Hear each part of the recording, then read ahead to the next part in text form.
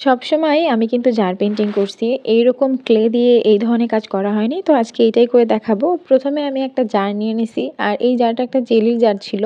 তো আমি ভালোভাবে ক্লিন করে এটাকে পরিষ্কার করে এক সাইডে রেখে এখন আমি ক্লে নিয়ে নিছি।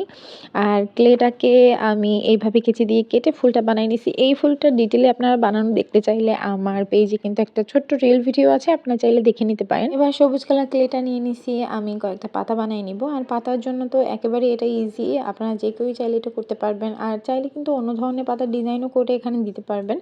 আসলে আমি অনেকদিন ধরে ভাবছিলাম যে আমি জারের উপরে কিছু একটা করব। মোল্ডেড ক্লে দিয়ে করার ইচ্ছা থাকলেও কিন্তু পরবর্তীতে আবার সুপার ক্লে ঢুকে গেছে। আসলে মোল্ডেড ক্লেটা তো আর সুপার ক্লের মতো আমি রিমুভ করে রাখতে পারবো না। এইজন্য মোল্ডেড ক্লেটাতে আমি হাত দিচ্ছি না। আমি অনেক আগে থেকেই কিন্তু মোল্ডেড ক্লেটা এনে রাখছি। কিন্তু কাজটা করা হচ্ছে না সময়ের অভাবে। আসলে আমরা যারা ক্রাফটিংয়ের কাজ করি তাদের কিন্তু সুপার ক্লেটা একটা অনেক বড় একটা অবদান রাখে সুপার ক্লে। তার কারণ হইছে সুপার ক্লেটা দিয়ে খুব সহজেই মানে অল্প সময়ের ভিতরেই আমরা ভিডিও মেক করে নিতে পারি। কোনো সমস্যা হয় না। আর মাথায় যদি অন্য কোনো ধরনের চিন্তাভাবনাও যদি থাকে যে হ্যাঁ, আমি এখন এই ভিডিওটা মেক করব বা করতে পারতেছি না। কিন্তু খুব সহজেই আমি সুপার ক্লে দিয়ে কাজটা করে ফেললে খুব কম সময়ে এটা আমাদের হয়ে যায়।